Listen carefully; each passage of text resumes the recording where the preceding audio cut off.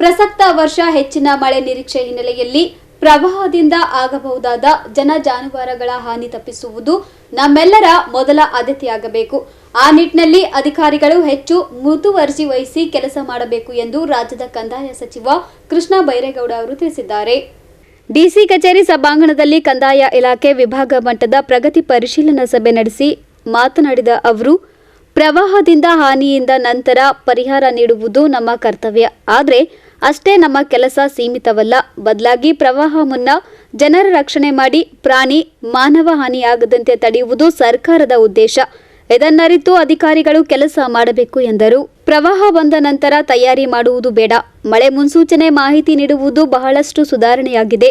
ಇದರ ಆಧಾರದ ಮೇಲೆ ಪ್ರವಾಹ ಭೀತಿ ಇರುವ ನದಿ, ಜಲಾಶಯ ಪಕ್ಕದಲ್ಲಿನ ಜನ ಮತ್ತು ಜಾನುವಾರು ಮುಂಚಿತವಾಗಿಯೇ ರಕ್ಷಣೆಗೆ ಮುಂದಾಗಬೇಕು. ಕಂದಾಯ, ಆರ್ಡಿಪಿಆರ್, ಪೊಲೀಸ್, ಅಗ್ನಿಶಾಮಕ ಸಿಬ್ಬಂದಿಗಳು ಸ್ಥಳದಲ್ಲಿದ್ದು ರಕ್ಷಣಾ ಕಾರ್ಯಾಚರಣೆಯಲ್ಲಿ ತೊಡಗಬೇಕು. ಇದಕ್ಕಾಗಿ ಪ್ರತಿ ಗ್ರಾಮ ಪಂಚಾಯಿತಿಗೆ ತಾಲೂಕು ಮಟ್ಟದ ಅಧಿಕಾರಿಗಳನ್ನು ನೂಡಲ್ ಅಧಿಕಾರಿಯನ್ನಾಗಿ ನೇಮಿಸಬೇಕು. ಕಾಳಜಿ ಕೇಂದ್ರದಲ್ಲಿ ಜನರಿಗೆ ಸೂಕ್ತ ಉಪಚಾರ ಮಾಡಬೇಕು ಎಂದು ಸೂಚಿಸಿದ್ದಾರೆ. ಮೊನ್ನೆ ಎಲ್ಲ ಬಿಜಾಪುರ, ಬೀದರ್ ಮತ್ತೆ ಕಲಬುರಗಿಗೆ ಮೊನ್ನೆ ಅಡ್ವಾನ್ಸ್ ಫೋರ್ಕಾಸ್ಟ್ ಕೊಟ್ಟು ಅವತ್ತು ಮಳೆನೂ ಆಯ್ತು ಒಂದು 3 ದಿನದ ಅವಧಿಯಲ್ಲಿ. ಸೊ ಈ ರೀತಿಯಾಗಿ ಅಡ್ವಾನ್ಸ್ ಫೋರ್ಕಾಸ್ಟ್ ಅನ್ನ ಎಲ್ಲರೂ ಎಚ್ಚರಿಕೆಯಿಂದ ತೆಗೆದುಕೊಳ್ಳಲೇಬೇಕು. ಮತ್ತು ನಿನ್ನೆ ಹೋಮ್ ಮಿನಿಸ್ಟರ್ ಸೆಂಟ್ರಲ್ ಗವರ್ಮೆಂಟ್ ಅಲ್ಲಿ ಅವರು ಸಭೆ ಮಾಡಿ ಇದನ್ನೇ ಇಟ್ರೇಟ್ ಮಾಡಿದ್ದಾರೆ. ಹವಾಮಾನ ವರದಿಗಳನ್ನ ದಯವಿಟ್ಟು ಗಂಭೀರವಾಗಿ ತಗೊಂಡು ಪ್ರೊಆಕ್ಟಿವ್ ಆಗಿ ಕೆಲಸ ಮಾಡಬೇಕು ಅಂತ ಅದೇ ಪಾಯಿಂಟ್ ಅನ್ನ ನಾವು ಕೂಡ ಇವತ್ತು ಚರ್ಚೆ ಮಾಡಬೇಕು ಅಂತ ಇಲ್ಲಿ ಸೇರಿರೋದು. ಅಂದ್ರೆ ಶಾರ್ಟ್ ಡ್ಯೂರೇಷನ್ ಅಲ್ಲಿ ಮಳೆ ಆಗುವಂತ ಸಾಧ್ಯತೆಗಳು ಇರ್ತವೆ. ಬ್ಯಾಕ್ ಟು ಬ್ಯಾಕ್ 2-3 ದಿನ ಮಳೆ ಆದಾಗ ಅಲ್ಲಿ ಆವಾಗ ಪ್ರವಾಹ ಪರಿಸ್ಥಿತಿ ನಿರ್ಮಾಣ ಆಗುತ್ತೆ. ಮತ್ತು ಇದು ಹಿಂದೆ ಎಲ್ಲ ಪ್ರಯಾರಿಟಿ ಎಲ್ಲಿಗೆ ಅಂದ್ರೆ ನಮ್ದು ಪ್ರವಾಹ ಆದ್ಮೇಲೆ ಅತಿವೃಷ್ಟಿ ಆದ್ಮೇಲೆ ಹೋಗಿ ಪರಿಹಾರ ಕೊಟ್ಟಿದೀವಿ ಸರ್, ತಕ್ಷಣ ಕೊಟ್ಟಿದೀವಿ, 48 ಅವರ್ಸ್ ಅಲ್ಲಿ ಕೊಟ್ಟಿದೀವಿ, 28 ಅವರ್ಸ್. ಆದ್ರೆ ಮುಖ್ಯಮಂತ್ರಿಗಳದ್ದು ಸರ್ಕಾರದ್ದು ನಿಲುವೇನಂದ್ರೆ ಪರಿಹಾರ ಕೊಡೋದು ಮುಖ್ಯ ಅಲ್ಲ, ಕೊಡ್ಬೇಕು, ಅದು ದಟ್ ಇಸ್ ದ ಪ್ರಯಾರಿಟಿ.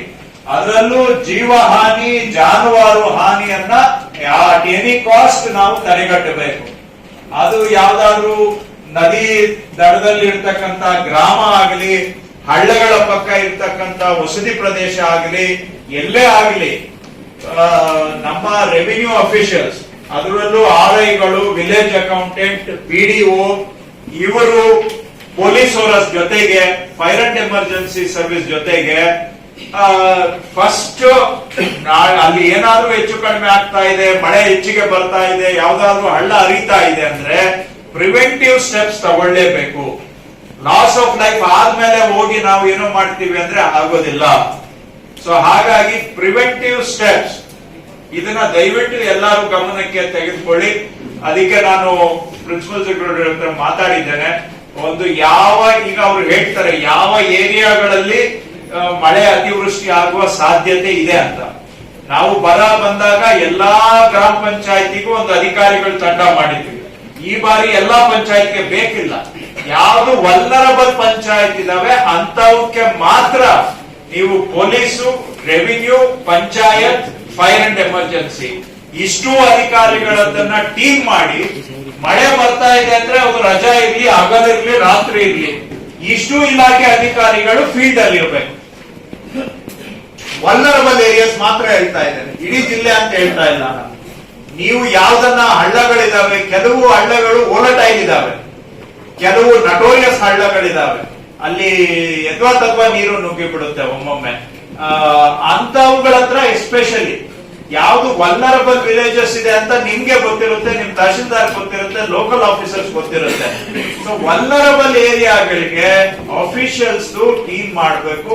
ಅದನ್ನ ತಾಲೂಕ್ ಮಟ್ಟದಿಂದ ಕೆಲವರು ನೋಡಲ್ ಆಫೀಸರ್ಸ್ ನ ಹಾಕಿ ಆ ವಲ್ನರಬಲ್ ಏರಿಯಾಸ್ ಅನ್ನ ವಾಚ್ ಮಾಡಬೇಕು. ಮಳೆ ಬೀಳ್ತಾ ಇದೆ ಅಂದ್ರೆ ಅವರು ಫೀಲ್ಡ್ ಅಲ್ಲಿ ಇರಬೇಕು. ಸೊ ಅಲ್ಲಿ ಒಂದೊಂದ್ ಕಡೆ ಮತ್ತು ಸ್ಪೆಸಿಫಿಕ್ ಆಗಿ ಸ್ವಲ್ಪ ಹೈಯರ್ ಆಲ್ಟಿಟ್ಯೂಡ್ ಅಲ್ಲಿ ಇರೋದು 94 location we have identified for ಕಾಳಜಿ ಕೇಂದ್ರ. ಅದಲ್ಲದೆ ಆನಿಮಲ್ ಶೆಲ್ಟರ್ ಸಹ ಅವಶ್ಯಕತೆ ಬರಬಹುದು ಅಂತ. V studied the previous experience. ಆವಾಗ ವಿ ಹ್ಯಾಡ್ ನಾಟ್ ಆಂಟಿಸಿಪೇಟೆಡ್ 2020 ಅಲ್ಲಿ ಆನಿಮಲ್ ಶೆಲ್ಟರ್ಸ್ ಅಂತ ಇರಲಿಲ್ಲ. ಎಲ್ಲಿ ನಾವು ಅವ್ರಿಗೆ ಫೋಟೋ ಕೊಡ್ಬಹುದು, ಒಂದ್ ಕಡೆ ಸಂಗ್ರಹಿಸಬಹುದು. 44 ಲೊಕೇಶನ್ಸ್ ಸಹ ನಾವು ಐಡೆಂಟಿಫೈ ಮಾಡ್ಕೊಂಡಿದ್ದೀವಿ ಸರ್.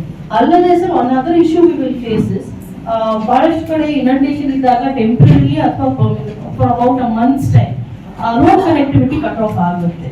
ಸೊ ಈ ಒಂದು ಮ್ಯಾಪಿಂಗ್ NH ಆಗಲಿ ನಮ್ಮ ಸ್ಟೇಟ್ PWD ಆಗಲಿ PRED ಆಗಲಿ ಅವ್ರ ಜೊತೆ ಒಂದು ಪ್ರಿಲಿಮಿನರಿ ಮೀಟಿಂಗ್ ಮಾಡಿ we have identified all the roads. For example Chittapur ತಾಲೂಕಲ್ಲಿ ಎಲ್ಲಿ bureau report in Gulbarga news.